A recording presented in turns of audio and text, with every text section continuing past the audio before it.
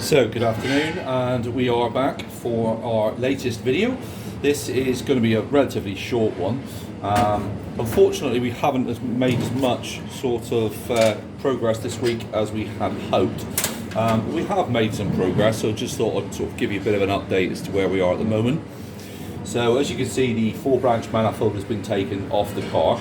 Obviously last week's video was all about test fitting and just making sure that everything sort of sits where we expect it to sit, which it does, so that's good. V-band clamp is actually loose, so there is a degree of movement in this, which is really actually quite useful, because when the actual unit is fitted to the car, we've got that movement in the turbo, which will really help us to sort of set things up and make sure that everything's just where we want it, really. So one of the things that I have managed to do this week is to replace the VNT. The VNT itself was a little bit knackered, if the truth be told. This is a VNT from another turbo, but as you can see the blades here. These blades move and direct the exhaust gases onto the turbine, and that obviously needed to be replaced on this turbo. One of the things I have actually been able to do is to fit the updated version of the VNT system to this particular turbocharger, which it gave us a few challenges, which is why we've kind of not made as much progress this week as we kind of hoped we would. The VNT for the unit that we've got here is a certain size, which is absolutely fine, and the blades are a certain length. The one that we've actually fitted into there is a slightly different size. It's slightly larger, not by a huge amount, if the truth be told, but it is large enough that hopefully it'll help us with our spool a little bit, and hopefully it'll help improve the performance of the turbocharger lower down in the rev range, which is obviously a good thing. So we've been able to fit the newer VNT into this particular unit, which is really good, but it wasn't without its challenges. The VNT itself, because it's larger, it's got a little sort of locating pin, which you can't see particularly well on this VNT, but that's a little locating pin there, which actually sits it inside where it should be. And obviously, because the newer VNT was larger, and it's not larger by much, it's only larger by about half a centimetre maybe, it obviously meant that the locating pin was in the wrong place. So we had to drill into the base of the turbocharger on the hot side for the new VNT to actually be fitted. But you know, we overcame that problem, and it was fitted. And then the next problem that we came up with was the actual cage which encases the VNT. So this is an old turbocharger. This cage piece here, the VNT sits just underneath it. You can just about see that. Well, obviously that had to be adjusted as well. So we had to CNC machine the actual cage which holds the VNT in, which was really challenging, because the actual turbo and obviously all of its components in the hot side are heat treated to make sure that they're able to kind of stand up to the sort of temperatures that you're going to see inside here. I mean, I'm hoping that we won't exceed sort of 850 degrees Celsius, but it is possible that for short periods of time you might do, and certainly obviously the internals need to be able to stand up for that for very short periods of time if necessary.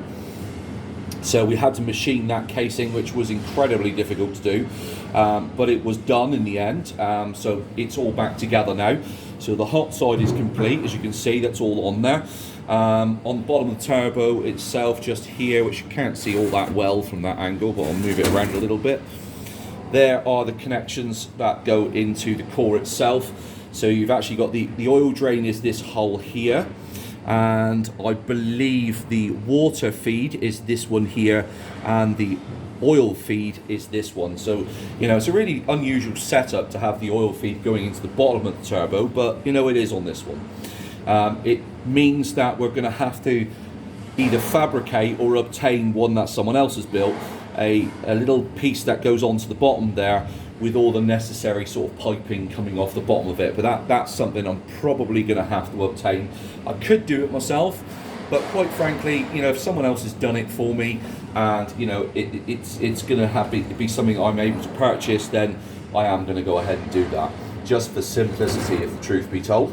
The compressor housing, as you can see, has been taken off. This compressor here is a billet aluminium compressor. It's got slightly extended blade tips for better performance and better airflow. You probably can't see it in the video, but it's got sort of little veins on the bottom there which just aid airflow basically.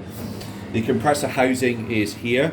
As you can see, the compressor housing is in excellent condition, but obviously you do have an outlet here which is totally inappropriate for what we need it for. So I've had to order a tiny little sort of alloy tube with a swaged end on it, which we're then going to TIG weld onto there so that it looks nice and usable basically. I mean, you know, it's more about usability than anything else.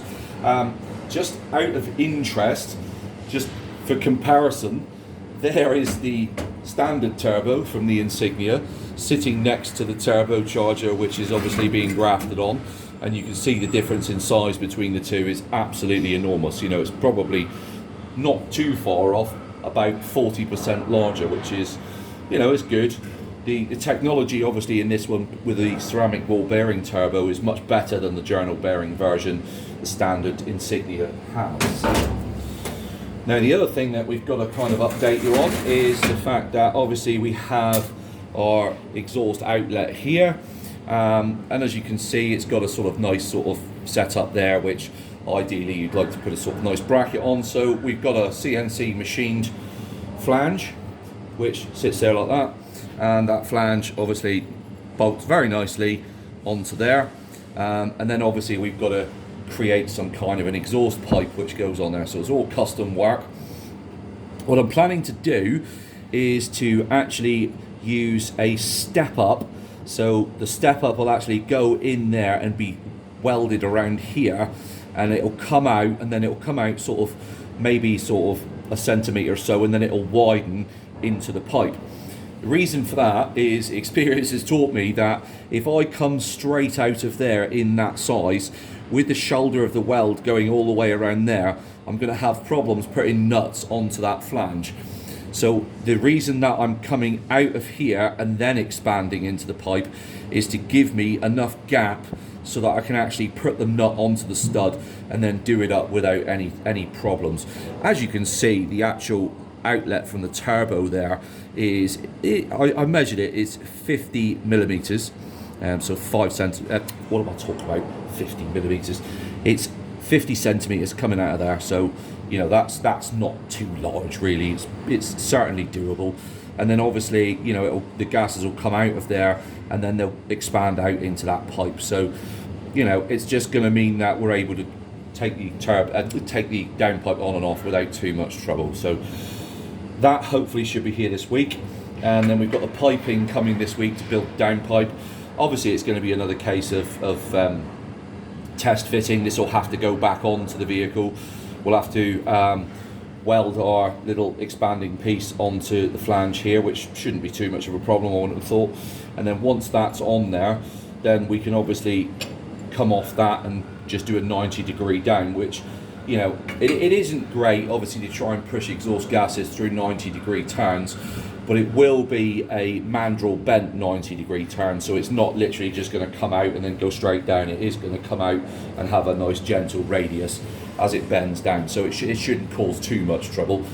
The standard exhaust pipe, the front pipe, is 2.25 inches, so you know, we need to give that some thought. You know, what are we going to do? Are we actually going to custom build a front pipe, which we could do? That's, you know, it's not too much of a problem.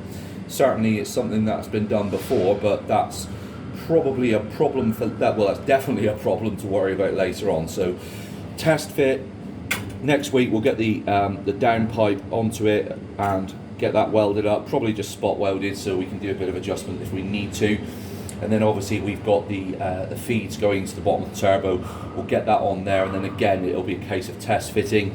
Got to weld our little swaged end onto the compressor, and then, you know, we're kind of moving in the right direction. So, you know, time frame, how long is it going to take? You know, everybody keeps asking me this.